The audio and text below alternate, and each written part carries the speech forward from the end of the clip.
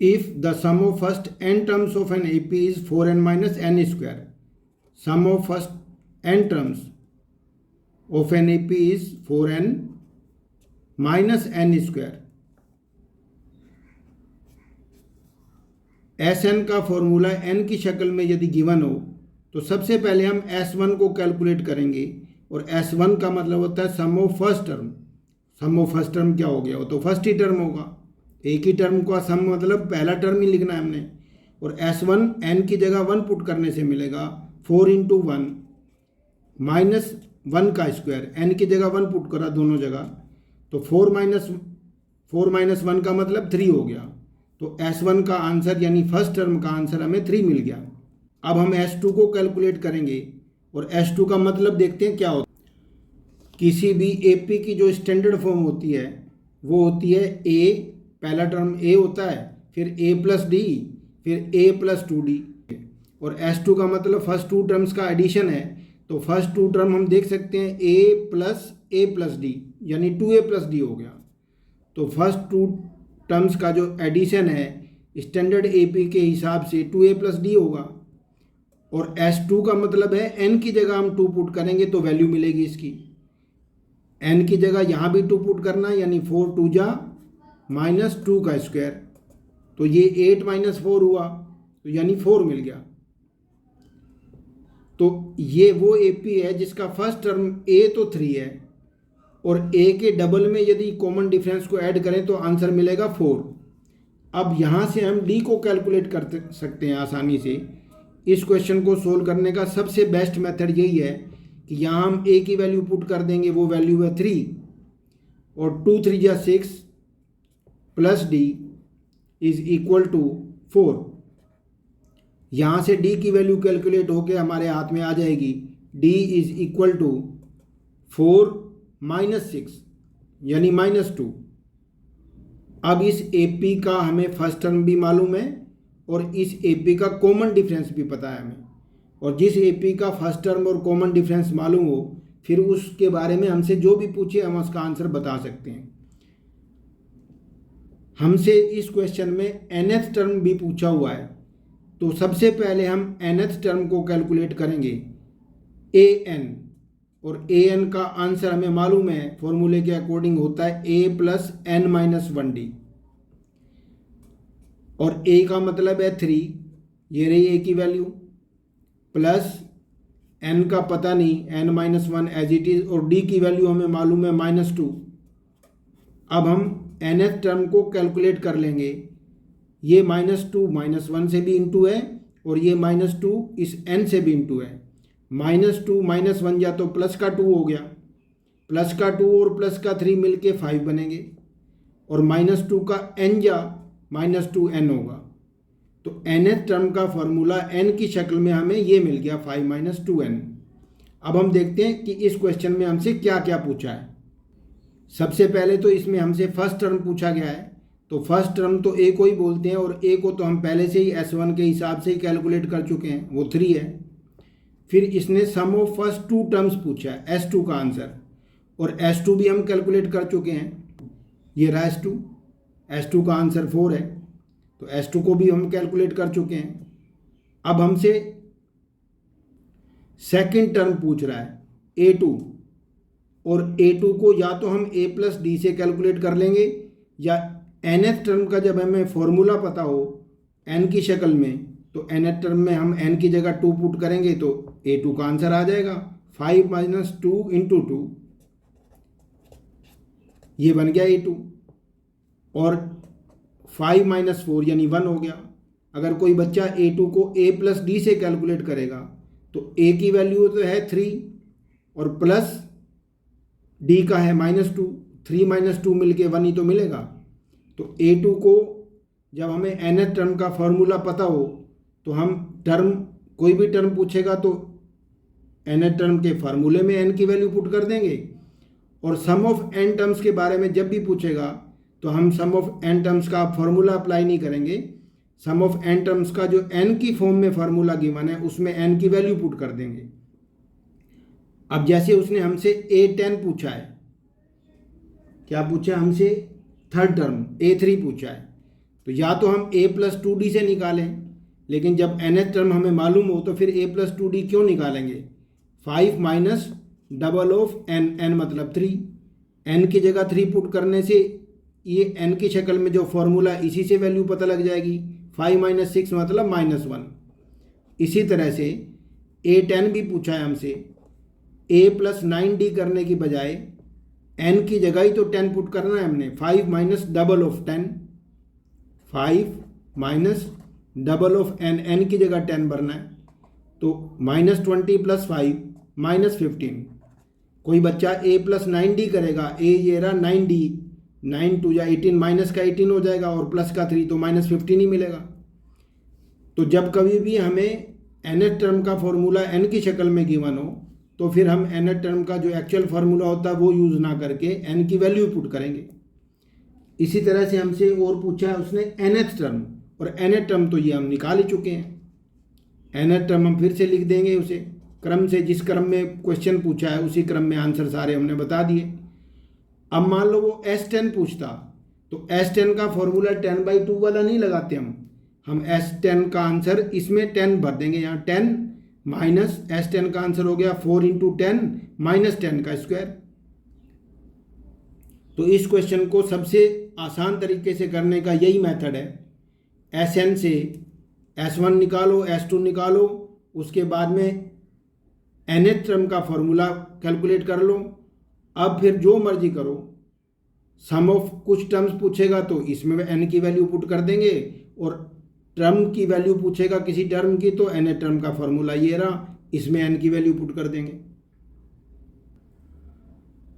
Find the sum of first 40 positive integers divisible by 6। अब 6 के divisible की AP तैयार होगी। फर्स्ट पॉजिटिव इंटीजर में पहला इंटीजर तो 6 ही होगा, 6 1 जा, 6 2 जा 12, 6 3 जा 18। इस तरह से अगर हमें फर्स्ट 40 पॉजिटिव इंटीजर्स लिखने हैं तो जो 40 नंबर पे टर्म आएगा उसका हमें मालूम है 6 4 जा 24, तो 240 मिलेगा। 1 जा से लेके और 40 तक के मल्टीपल्स अगर हमने 6 के लिखने हैं तो हमें लास्ट टर्म 240 मिलेगा। ये हमें पता होना चाहिए। जिस बच्चे को इसे कैलकुलेट करने में प्रॉब्लम है वो बड़े वाले फॉर्मूले n/2 2a प्लस n-1d लगा लेगा, और जिसे ये आसानी से जब कैलकुलेट हो रहा है आखिरी टर्म तो हमें क्यों ना कैलकुलेट कर लें।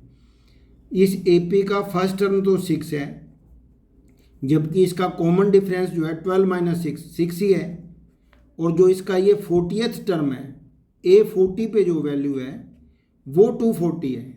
हमें पता होना चाहिए ये जो टर्म है लास्ट टर्म है, और लास्ट टर्म क्योंकि 40 मल्टीपल्स लिखे हैं हमने 6 के, तो लास्ट टर्म A40 ही होगा।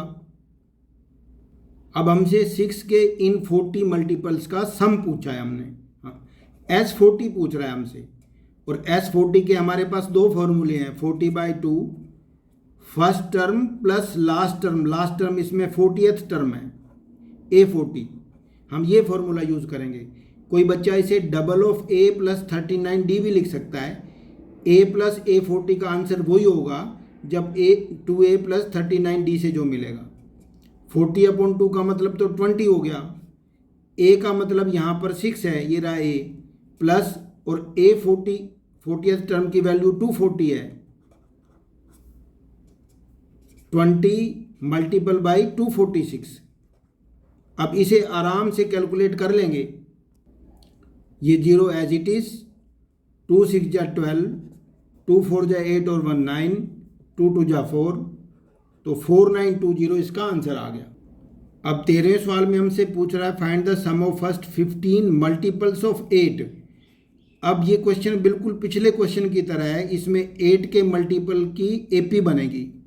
8 2 जा 16, 8 3 जा 24, और फर्स्ट 15 टर्म्स कह रहा है, तो हमें पता होना चाहिए कि 15 8 जा जो होता है वो 120 होता है। अगर आखिरी टर्म ईजिली हमसे कैलकुलेट हो पा रहा है तो हम आखिरी टर्म जरूर कैलकुलेट करके लिखेंगे, क्योंकि अब हमें S15 का आंसर चाहिए। इस AP का A तो 8 है, और इसका कॉमन डिफरेंस भी 16 माइनस 8 है, तो 8 ही हुआ। और जो इसका 15th टर्म है A15 जो है वो 120 गिवन है। ये 3 बातें हमें गिवन है और हमसे S15 का आंसर पूछ रहा है। और जब हमें लास्ट टर्म पता होता है तो हम S15 का वो वाला फॉर्मूला अप्लाई करेंगे जिसमें लास्ट टर्म यूज़ होता है। 15/2 डबल ऑफ ए की बजाय ए लिखेंगे first term plus last term. A15 ही इसका लास्ट टर्म होगा। जब हमें 15 टर्म्स का सम चाहिए तो 15 नंबर पे टर्म होगा वही तो लास्ट टर्म होगा। 15/2 इंटू ए की वैल्यू 8 है और A15 की वैल्यू 120 है, तो कुल मिला के हमें मिला 15/2 इंटू 128। अब 2 से ये कैंसिल हो रहा है, 6 जा 4 जा, तो हमें 15 इंटू 64 को मल्टीप्लाई करके आराम से जो वैल्यू मिलेगी उसे कैलकुलेट करके लिखना है।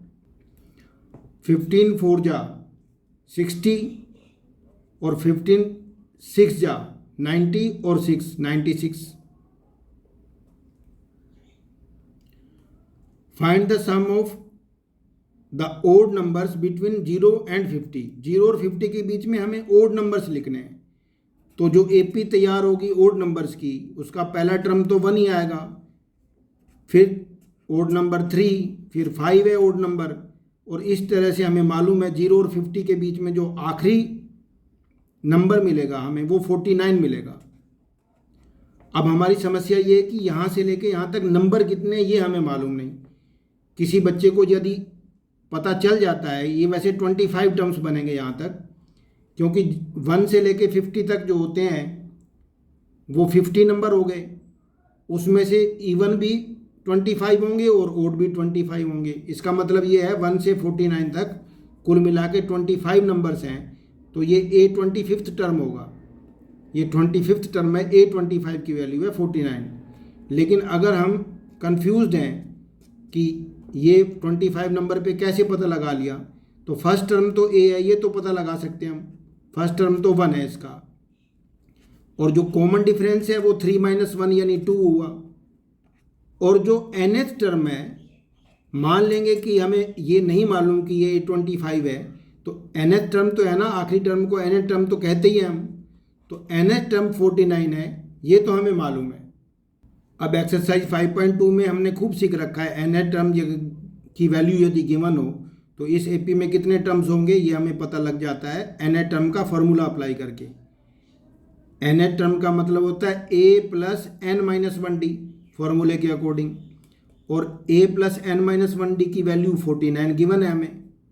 अब यहाँ हम a की वैल्यू 1 पुट करेंगे, ये रही a की वैल्यू, प्लस n - 1 और d की वैल्यू पुट करेंगे, d की वैल्यू यहाँ 2 है। तो यहाँ से हम n कैलकुलेट कर लेंगे तो हमें पता चल जाएगा कि इस एपी में 1 से लेके 49 तक कुल कितने टर्म्स हैं। 49 - 1 हुआ 48। इसका मतलब ये हुआ n की वैल्यू जो है n - 1 का 2 जा है भाई 48, 2 भी तो है यहाँ पे, तो n - 1 का जो आंसर हुआ वो हुआ 48 डिवाइड बाई 2 यानी 24। तो इसका मतलब जो n का आंसर मिलेगा हमें 24 + 1 मिलेगा, तो वो हो गया 25। तो इसका मतलब ये हो गया कि 1 से लेके 49 जो नंबर हैं वो कुल मिला के 25 नंबर्स हैं, और ये A25 की वैल्यू है। It implies that nth term is 25th term, और फिर 25th टर्म गिवन है हमें 49, ये हमें गिवन हो गया। अब हमें S25 का आंसर चाहिए। हमें मालूम है कि सम ऑफ टर्म्स का फार्मूला हम वो अप्लाई करते हैं छोटे वाला जब हमें लास्ट टर्म मालूम हो, और लास्ट टर्म वाला फार्मूला होता है first term plus last term. इस वक्त 25 टर्म्स का अगर हमें समेशन चाहिए तो 25th term is the last term. अब 25/2 इंटू a की वैल्यू है हमारे पास 1 प्लस, और 25th टर्म की वैल्यू है 49।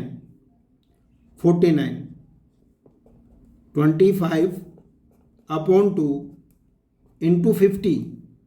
अब 2 से 50 कैंसिल होगा 25 पर, 25 25 जा वो 625 बच्चों को याद होता है, ये 30 तक के स्क्वायर्स हमें याद होते हैं। तो 25 और 25 का प्रोडक्ट हमें मिलेगा 625।